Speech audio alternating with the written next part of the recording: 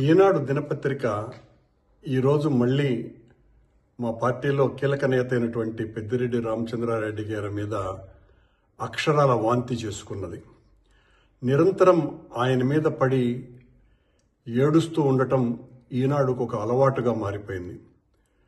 దాదాపు 22,500 ఎకరాలని క్రమబద్ధీకరణ విషయంలో, డీపట్టా ఫ్రీహోల్డ్ విషయంలో క్రమబద్ధీకరణ చేశారని, దీనికి తక్కువ ధరలకు ముందే కొని ఆ తర్వాత పెద్ద ఎత్తున లాభాలతో అమ్మారని ఆ వార్త పూర్తిగా తప్పుడు కథనం. దాని మీద ఉన్నటువంటి ఫైళ్లన్నీ కూడా మదనపల్లి ఆర్డీఓ ఆఫీసులో తగలబెట్టారని, ఆధారాలు లేకుండా చేశారని రామచంద్రారెడ్డి గారి పిఏ మునితుకారం, ఆయనకు అత్యంత సన్నిహితుడైనటువంటి మాధవరెడ్డి అనే వాళ్ళు ఇందులో కీలక పాత్ర పోషించారు. మరో ఆర్డీఓ మురళి దీనికి పూర్తిగా సహకరించారు అనేటువంటి వార్తని గతంలోనూ ప్రచురించింది, మళ్ళీ ఇప్పుడు ప్రచురిస్తుంది. అందులోనూ కూడా ఏదో నివేదిక సమర్పించినారు అని చెబుతూనే మళ్ళీ ఇంతవరకు మునితుకారామును అమెరికా నుంచి రప్పించనే లేదు, మదనపల్లిలో ఉన్నటువంటి మాధవరెడ్డిని ఇంతవరకు విచారించనే లేదు అన్నటువంటి వార్త కూడా రాసింది. ఎందుకు విచారించలేదు మీరు? మరి అధికారం మీ దగ్గర ఉంది కదా, అధికారం మీ దగ్గర ఉండి కూడా మీరెందుకు విచారించేటువంటి ధైర్యం మీకు లేకపోయింది?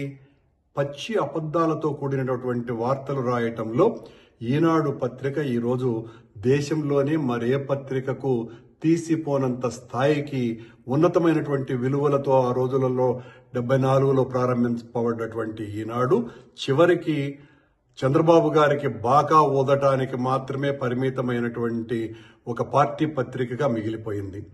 దీనికి సంబంధించి రామచంద్రారెడ్డి గారు ఇంతకు ముందు కూడా చాలా స్పష్టమైనటువంటి వివరణ ఇవ్వటం జరిగింది. మీరు ఏ రకమైనటువంటి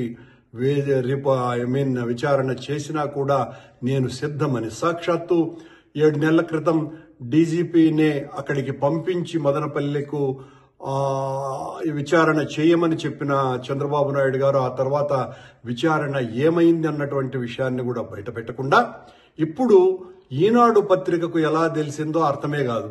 ఈనాడు విచారణలో ఇలా తేలిందని చెబుతూనే ఫలానా వాళ్ళని విచారించలేదు అని చెప్పడం ఒక కాంట్రడిక్టరీ వార్త. అది రామచంద్రారెడ్డి గారి మీద బురద చల్లటానికి, ఆయన బురదను వేసుకొని తుడుచుకోవటానికి ఆయనకు సమయం ఇచ్చేటువంటి కార్యక్రమంగా ఇది మారుతోందే తప్ప నిజంగా అక్కడ ఏ అవినీతికి ఆస్కారము లేకుండా ఆ ఫైల్స్ దహనం కేసులో రామచంద్రారెడ్డికి ఏ సంబంధము లేదు అన్నది స్పష్టంగా తెలిసినా ఆయన్ను పనిగట్టుకుని ఇరికించాలన్నటువంటి దుగ్ధ తప్ప మరొకటి కాదు. రామచంద్రారెడ్డి చాలా ప్రజాదరణ కలిగినటువంటి నాయకుడు కనుక ఆయన్ను బదనాం చేసి వైఎస్ఆర్ కాంగ్రెస్ పార్టీని ఈ ప్రాంతంలో బలహీనం చేయాలా అన్నటువంటి ఒక రకమైనటువంటి రాజకీయ ద్వేషంతో ఈ కార్యక్రమాలు చేస్తున్నారు అన్నది ఆ వార్త చదివితే చాలా స్పష్టంగా అర్థమవుతుంది.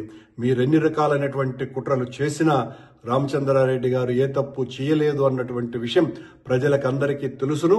మీరు ఏ విచారణలు చేయించినా ఆయన ఏ తప్పు చేయలేదు అన్నటువంటి విషయమే ఆ విచారణలో తేలుతుంది అనేటువంటి విషయం చాలా స్పష్టంగా ప్రజలకందరికీ కూడా అర్థమైపోయింది అని ఈ సందర్భంగా తెలియజేసుకుంటున్నాను.